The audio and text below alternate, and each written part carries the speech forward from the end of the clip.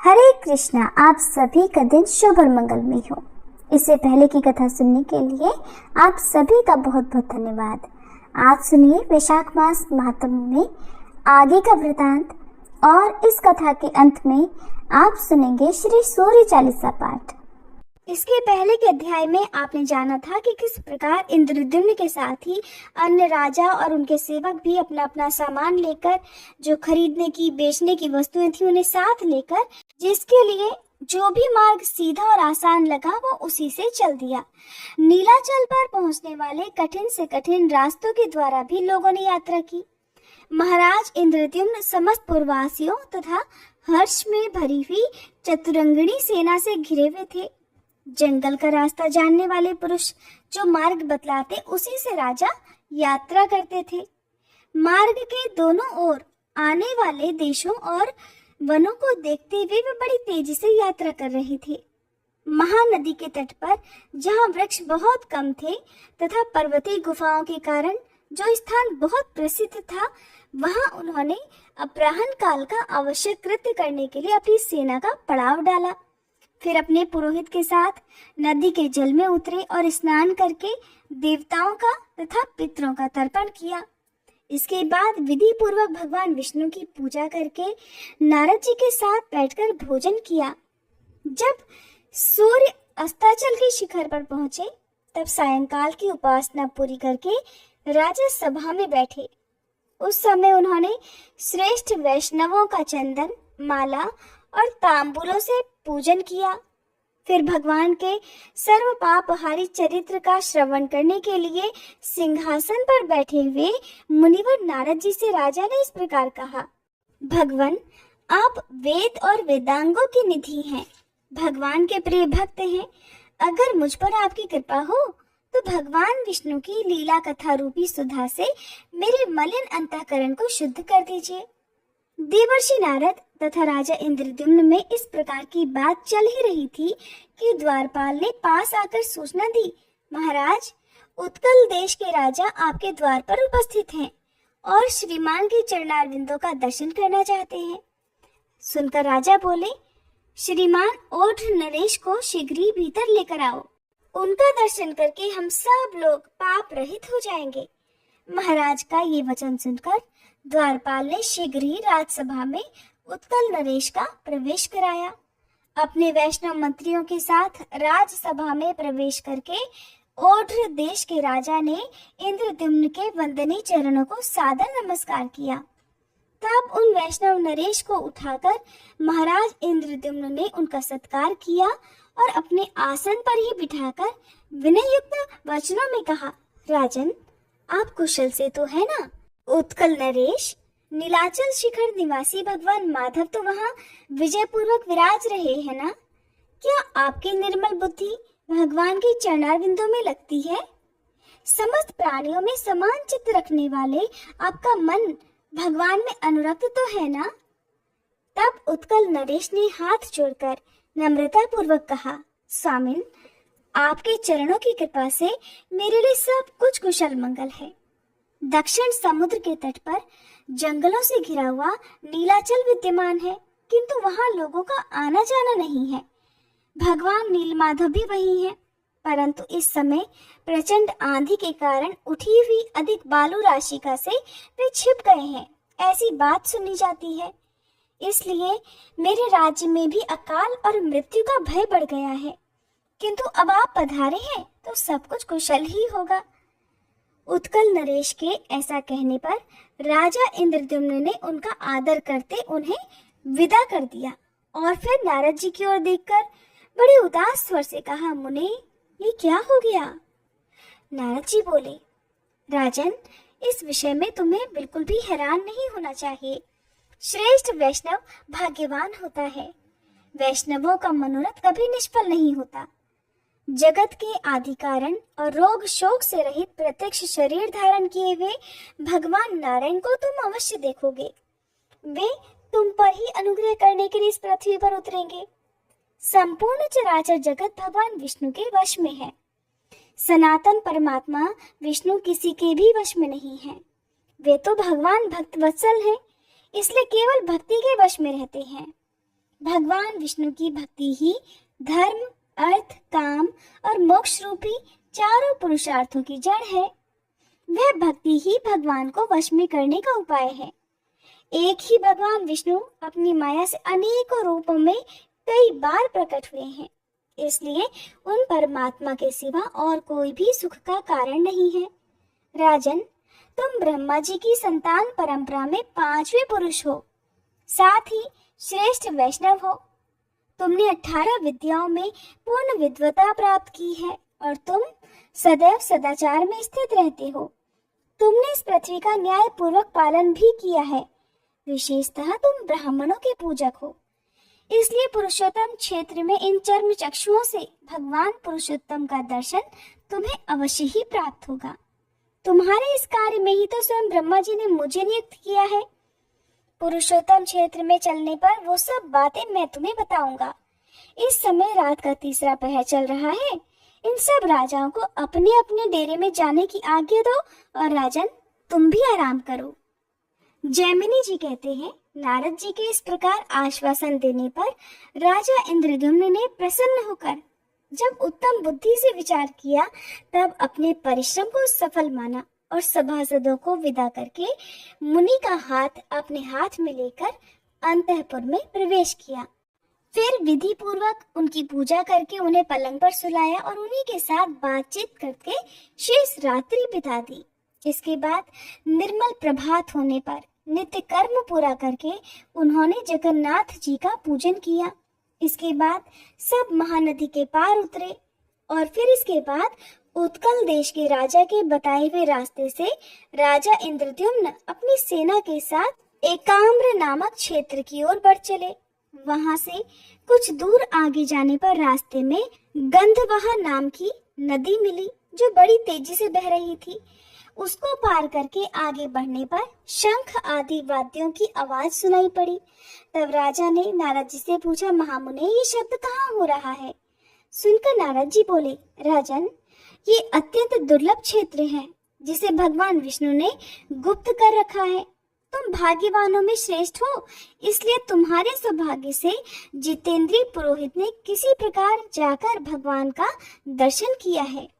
यहाँ से तीसरे योजन पर नीलगिरी विद्यमान है और ये भगवान गौरीपति का एकाम्र वन नामक क्षेत्र है, जो अब अधिक दूर नहीं है। एक समय भगवान शिव ने लोकों के आदिकरण अनादि पुरुषोत्तम का इस प्रकार स्तवन किया कि हे नारायण, हे परम धाम, हे परमात्मन, हे परात्पर, हे सच्चिदानंदमय वैभव से युक्त निरंजन परमेश्वर, आपको मेरा नमस्कार है। आप संसार के कारण हैं और गुणों के भेद से सृष्टि, पालन तथा संहार रूप कर्म किया करते हैं। आपने अपनी ही योग माया से अपने को गुप्त कर रखा है। आपको नमस्कार है। आप न भीतर हैं न बाहर, साथ ही बाहर भी हैं और भीतर भी हैं। दूर होते हुए भी अत्यंत पास हैं। भारी, हल्के, स्थिर, अत्यंत सूक्ष्म और अतिशय स्थूल भी आप ही हैं। आपको नमस्कार है। जिनके कटाक्ष विलास से कोटि कोटि ब्रह्मा और अगणित रुद्र उत्पन्न होते हैं, उन कालात्मा श्री हरि को नमस्कार है। जिनके एक एक रोम में अनेकानेक ब्रह्मांडों का समुदाय भरा हुआ है और जिनका शरीर माप जोख के बाहर है, उन विश्वरूप भगवान को नमस्कार है। त्रिपुरासुर का दाह करने वाले भगवान शंकर ने जब इस प्रकार स्तुति की, तब शंख, चक्र, गदा धारण करने वाले, वनमाला विभूषित, हार, कुंडल, केयूर और मुकुट आदि से सुशोभित कृपा निधान भगवान गरुड़ वाहन विष्णु ने शिव जी से कहा, दक्षिण समुद्र के किनारे नीलाचल से विभूषित जो 10 योजन विस्तृत क्षेत्र चित्रोत्पला नदी से लेकर समुद्र तक फैला हुआ है, उसके उत्तर एकाम्र वन नामक सुंदर वन है। वहीं पार्वती जी के साथ आप निवास करें। यहाँ सब लोगों की सृष्टि करने वाले ब्रह्मा जी मेरे आदेश से आपको कोटि लिंगों के अधीश्वर पद पर अभिषेक करेंगे। भगवान विष्णु के ऐसा कहने पर भगवान शिव कहने लगे, देव देव जगन्नाथ, शरणागत दुख भंजन, हे प्रभु, हे जगतपते, आप पुरुषोत्तम क्षेत्र में जाने के लिए जो आज्ञा दे रहे हैं, उसे शिरोधार्य करके मैं उस मोक्षदायक कल्याण में तीर्थ में जाऊंगा। ऐसा कहकर फिर भगवान शंकर उस क्षेत्र में पधारे। फिर साक्षात ब्रह्मा जी ने वहां भगवान शंकर की स्थापना की। राजन, अब हम सब लोग वहां चलेंगे और त्रिपुर विनाशक शिव जी का भी दर्शन करेंगे। ये जो शिव जी का क्षेत्र है, इसे तमोगुण का नाशक बताया गया है। जो रजोगुण को भी धो डालने वाला क्षेत्र है, वह विरज मंडल नाम से प्रसिद्ध है। सत्व गुण की अधिकता के कारण पुरुषोत्तम क्षेत्र मुक्तिदायक बताया गया है। महाराज, जिनका मन पाप कर्मों से मलिन हो गया है, उनका विश्वास इस क्षेत्र में कभी नहीं जमता। नारद जी की बात सुनकर राजा का मन प्रसन्न हो गया और कहने लगे, ब्राह्मण, आपने मुझे परम पावन क्षेत्र का परिचय दिया, जहाँ पर साक्षात भगवान उमापति विराजमान है, वहाँ पर हम अवश्य ही चलेंगे। इस निश्चय के बाद देवर्षि नारद और राजा इंद्रद्युम्न दोपहर के समय सेना के साथ एकाम्र वन नामक क्षेत्र में पहुंच गए। वहां बिंदु तीर्थ में स्नान करके उसके तट पर विद्यमान भगवान पुरुषोत्तम का उन्होंने विधि पूर्वक पूजन किया। उसके बाद वे कोटीश्वर महालय को गए। वहां जल से तरह तरह आचमन करके सात्विक धर्म में स्थित राजा ने त्रिभुवनेश्वर अर्थात भुवनेश्वर नामक लिंग का महास्नान की विधि से पूजन किया। फिर अनन्य चित्त से भगवान शंकर जी का ध्यान करते हुए वे खड़े रहे।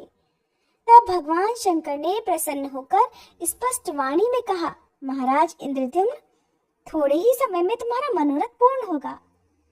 इसके बाद उन्होंने नारद जी से कहा, महाभाग, ब्रह्मा जी ने जो आज्ञा आपको दी है, उसे इस राजा द्वारा अश्वमेध यज्ञ कराते हुए पूर्ण करो।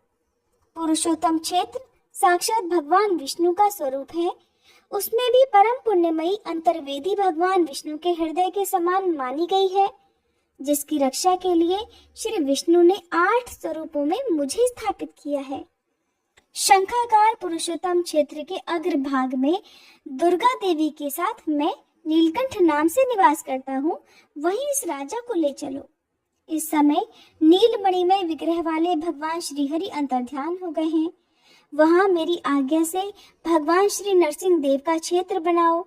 उस क्षेत्र में हमारे पास में ही राजा इंद्रद्युम्न एक सहस्त्र अश्वमेध यज्ञ करें। यज्ञ समाप्त होने पर इन्हें वह अद्भुत ब्रह्म स्वरूप वृक्ष भी दिखलाओ। उसके द्वारा विश्वकर्मा जी 4 प्रतिमाओं का निर्माण करेंगे और उन प्रतिमाओं की स्थापना करते समय ब्रह्मा जी स्वयं वहां पधारेंगे। तदंतर ये राजा समस्त पापों का नाश करने वाले और संपूर्ण जगत के आधारभूत भगवान विष्णु का दर्शन करेंगे। काष्ठ में शरीर अर्थात लकड़ी का शरीर धारण करके प्रकट हुए भगवान दर्शन मात्र से मोक्ष प्रदान करने वाले होंगे।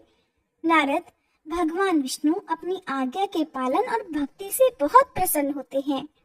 तब देवर्षि नारद जगत गुरु महादेव जी को प्रणाम करके हाथ जोड़कर बोले।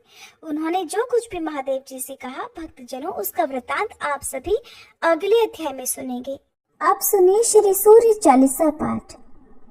श्री रवि हरत हो घोरतम, अगणित किरण पसारी, वंदन करूं तब चरणन में, अर्घ देऊं जलधारी।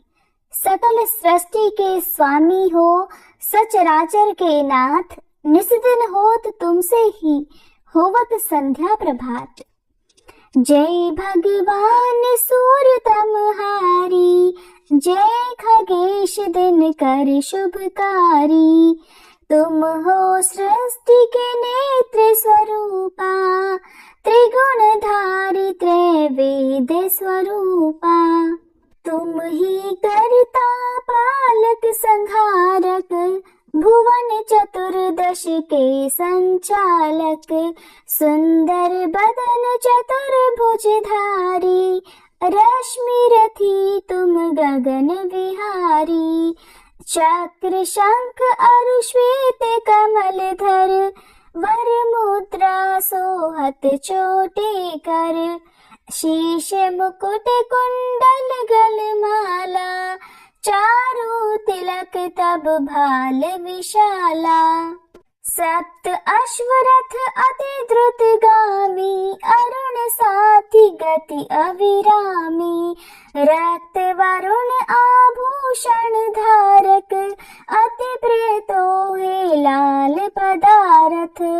सर्वात्मा कहे तुम्हें ऋग्वेदा, मित्र कहे तुमको सब वेदा। पंचदेवों में पूजे जाते, मनोवांछित फल साधक पाते। द्वादश नाम जाप उद्धारक, रोग शोक अरु कष्ट निवारक। माँ कुंती तब ध्यान लगायो, दानवीर सोत कर्ण सो पायो। राजा युधिष्ठिर तब जस गायो, अक्षय पात्र वो वन में पायो। शस्त्र त्याग अर्जुन अकुरायो, बन आदित्य हृदय से पायो। विंध्याचल तब मार्ग में आयो, हाहाकार तिमिर से छायो। मुनि अगस्त गिरि गर्व मिटायो, निज तप बल से विंध्य नवायो। मुनि अगस्त तब महिमा गाई, सुमिर भये विजयी रघुराई। तोहे विरोक मधुर फल जाना, मुख में ली नहीं तोहे हनुमाना। तब नंदन शनि देव कहावे, पवन के सूत शनि तीर मिटावे। यज्ञ व्रत स्तुति तुम्हारी कीन्ही, भेंट शुक्ल यजुर्वेद की दीन्ही। सूर्यमुखी खरितर तब रूपा, कृष्ण सुदर्शन भानु स्वरूपा। नमन तोहे ओंकार स्वरूपा, नमन आत्मा अरु काल स्वरूपा। दिग दिगंत तब तेज प्रकाशे, उज्ज्वल रूप तुम्ही आकाशे। दश दिगपाल करत तब सुमिरन, अंजलि नित्य करत है अर्पण। त्रिविध ताप हरता तुम भगवन, ज्ञान ज्योति करता तुम भगवन। सफल बनावे तब आराधन, गायत्री जप सरल है साधन। संध्या त्रिकाल करत जो कोई, पावे कृपा सदा तब वोही। चित शांति सूर्यास्तक देव, व्याधि अपाधि सब हर लेवे। अष्टदल कमल यंत्र शुभकारी, पूजा उपासना तब सुखकारी। माघ मास शुद्ध सप्तमी पावन, आरंभ हो तब शुभ व्रत पालन। भानु सप्तमी मंगलकारी, भक्तिदायिनी दोषणहारी। रविवासर जो तुमको ध्यावे, पुत्रादिक दुख वैभव पावे। पाप रूपी पर्वत के विनाशी, व्रज रूप तुम हो अविनाशी। राहु आन तब ग्रास बनावे, ग्रहण सूरता को लग जावे। धर्म दान तब करते हैं साधक, मिटत राहु तब पीड़ा बाधक। सूर्य देव तब कृपा कीजे, दीर्घ आयु बल बुद्धि दीजे। सूर्य उपासना कर नित ध्यावे, कुष्ठ रोग से मुक्ति पावे। दक्षिण दिशा तोरी गति जावे, दक्षिणायन वो ही कहलावे। उत्तर मार्गी तोरु रथ होवे, उत्तरायण तब वो कहलावे। मन और वचन कर्म हो पावन, संयम करता भलित आराधन। भरत दास चिंतन करत घर दिन कर तब ध्यान, रखियो कृपा इस भक्त पे तुम्हारी सूर्य भगवान। ओम जय सूर्य भगवान, जय हो दिनकर भगवान। जगत के नेत्र स्वरूपा तुम हो त्रिगुण स्वरूपा, धरत सब ही तब ध्यान। ओम जय सूर्य भगवान। सारथी अरुण है प्रभु, तुम श्वेत कमल धारी, तुम चार भुजाधारी। अश्व है सात तुम्हारे, कोटि किरण पसारे, तुम हो देव महान। ओम जय सूर्य भगवान। उषा काल में जब तुम उदयाचल आते, सब तब दर्शन पाते। फैलाते उजियारा, जागता तब जग सारा, करे सब तब गुणगान। ओम जय सूर्य भगवान। संध्या में भुवनेश्वर अस्ताचल जाते, गोधन तब घर आते। गोधूली बेला में हर घर हर आंगन में, हो तब महिमा गान। ओम जय सूर्य भगवान। देव दनुज नर नारी, ऋषि मुनिवर भजते, आदित्य हृदय जपते। स्तोत्र ये मंगलकारी, इसकी है रचना न्यारी, दे नव जीवन दान। ओम जय सूर्य भगवान। तुम हो त्रिकाल रचयिता, तुम जग के आधार, महिमा तब अपरंपार। प्राणों का सिंचन करके, भक्तों को अपने देते, बल बुद्धि और ज्ञान। ओम जय सूर्य भगवान। भूचर जलचर खेचर, सबके हो प्राण तुम ही, सब जीवों के प्राण तुम ही। वेद पुराण बखाने, धर्म सभी तुम्हें माने, तुम ही सर्वशक्तिमान। ओम जय सूर्य भगवान। पूजन करती दिशाएं, पूजे दश दिक्पाल, तुम भुवनों के प्रतिपाल। ऋतुएं तुम्हारी दासी, तुम शाश्वत अविनाशी, शुभकारी अंशुमान। ओम जय सूर्य भगवान। ओम जय सूर्य भगवान। जय हो दिनकर भगवान। जगत के नेत्र स्वरूपा, तुम हो त्रिगुण स्वरूपा, धरत सब ही तब ध्यान। ओम जय सूर्य भगवान। ओम जय सूर्य भगवान।